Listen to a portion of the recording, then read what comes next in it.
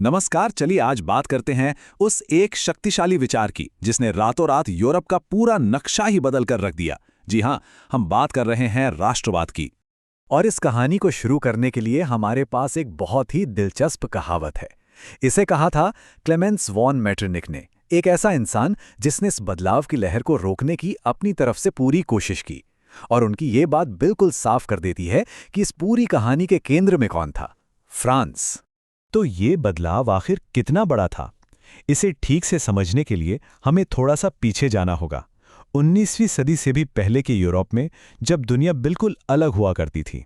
तो ये राष्ट्रवाद आखिर है क्या? देखिए, ये एक बिल्कुल नया राजनीतिक विचार था।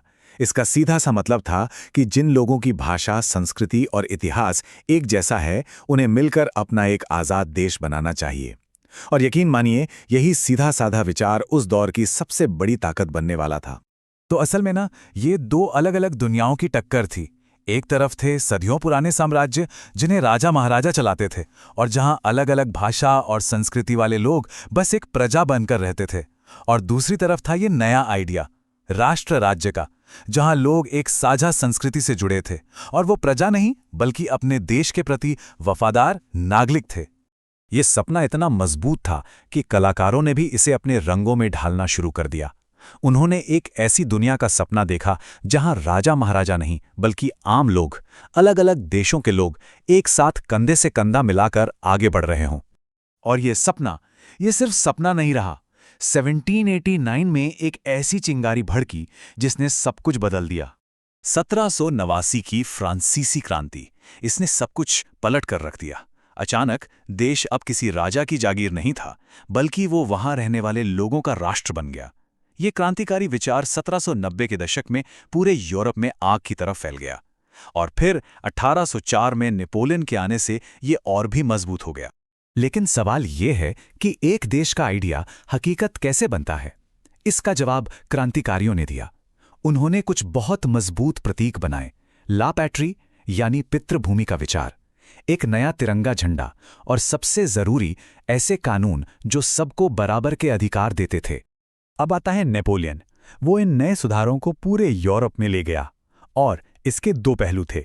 एक तरफ तो उसने सामंतवाद जैसी पुरानी प्रथाओं को खत्म किया और कानून के सामने सबको बराबर खड़ा कर दिया। लेकिन सिक्के का दूसरा पहलू भी था, बढ़ते हुए टैक्स, सख्त सेंसरशिप और लोगों को जबरदस्ती सेना में भर्ती करना। जाहिर है, इससे लोगों में गुस्सा भड़कने लगा। तो अब जब ये क्रांति का जिन बोतल से बाहर आ ही गया था, तो यूरोप की पुरानी ताकतों ने जाहिर है इसे वापस बंद करने की पूरी कोशिश की। साल था 1815। नेपोलियन की हार हो चुकी थी, और अब पुराने राजा महाराजा वापस मेज पर आ गए। ऑस्ट्रिया के चांसलर मेटरनिक की अगुवाई में वियना में एक बड़ी बैठक हुई। और इनका मकसद बिल्कुल साफ था।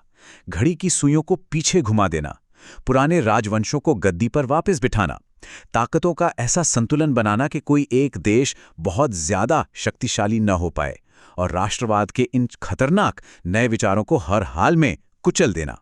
पर जैसा कि होता है, विचारों की लहर को भला कौन रोक पाया है। इनकी सारी कोशिशों के बावजूद राष्ट्रवाद की आग बुझी नहीं, बल्कि और भड़क गई। और इसका सबूत मिला 1830 और फिर 1848 में। फ्रांस से लेकर बेल्जियम तक पूरे यूरोप में क्रांतियों की एक लहर सी आ गई। अब ये बात साफ हो चुकी थी कि आम लोग अब चुप नहीं बैठने वाले थे। और इसी दौरान एक संघर्ष ने सबका ध्यान अपनी ओर खींचा। वो था ग्रीस का स्वतंत्रता संग्राम। इसे पूरे यूरोप में समर्थन मिला, क्योंकि लोगों ने इसे लोकतंत्र और कला की जन्मभूमि की आजादी की लड़ाई के तौर पर देखा। अब बात करते हैं इटली की। इटली का एकीकरण किसी फिल्म की कहानी जैसा है, जिसमें तीन मुख्य किरदार थे। एक थे जुसेप्पे मज्जीनी, जो इस आंदोलन की आत्मा थे। दूसरे थे काउंट कावूर, जो अपने तेज दिमाग से मस्तिष्क कहलाए। और तीसरे थे जुसेप्पे गैरिबाल्डी, वो तलवार जिसने मैदान पर लड़कर देश को जोड़ा। और अगर इटली की कहानी में हीरो थे, तो जर्मनी की कहानी में था एक मास्टरमाइंड, ओटो वॉन बिस्मार्क। उसका मानना था कि देश बड़ी बड़ी बातों या भाषणों से नहीं, बल्कि लौह और रक्त से बनते हैं। और उसने यही किया। डेनमार्क, ऑस्ट्रिया और फ्रांस के साथ 3 युद्ध लड़कर जर्मनी को एक कर दिया। एक राष्ट्र, ये तो बस एक आइडिया है ना? इसे कोई देख कैसे सकता है, महसूस कैसे कर सकता है? इसका जवाब कलाकारों ने दिया। उन्होंने राष्ट्र को एक चेहरा दिया, एक रूप दिया, जैसे फ्रांस के लिए मारियान और जर्मनी के लिए जर्मेनिया। ये सिर्फ तस्वीरें नहीं थीं, ये पूरे देश की पहचान बन गईं। लेकिन कहानी यहां खत्म नहीं होती। जैसे जैसे 19वीं सदी अपने अंत की ओर बढ़ी, इस शानदार विचार का एक, कह सकते हैं, एक अंधेरा पहलू भी सामने आने लगा। जो राष्ट्रवाद पहले आज़ादी का प्रतीक था, अब वो आक्रामक और दूसरों से मुकाबला करने वाला बन गया। और इसका सबसे बड़ा अखाड़ा बना बाल्कन का इलाका। यहाँ एक तरफ ओटोमन साम्राज्य कमजोर पड़ रहा था, तो दूसरी तरफ स्लाव राष्ट्रवादी ताकतें और रूस जैसी बड़ी शक्तियां अपना प्रभाव बढ़ाने में लगी थीं। सोचिए, ये इलाका एक बारूद के ढेर जैसा बन गया। एक तरफ नए नए आज़ाद हुए देश आपस में लड़ रहे थे, और दूसरी तरफ बड़ी बड़ी ताकतें इस आग में घी डालने का काम कर रही थी। एक बहुत बड़े टकराव की जमीन तैयार हो रही थी। तो आखिर में एक सवाल बचता है, क्या राष्ट्रवाद ने दुनिया को जोड़ा या फिर तोड़ दिया? ये एक ऐसी ताकत थी जिसने एक तरफ तो आज की दुनिया की नींव रखी, लेकिन दूसरी तरफ उसी नींव में इतिहास के सबसे बड़े टकराव के बीज भी बो दिए।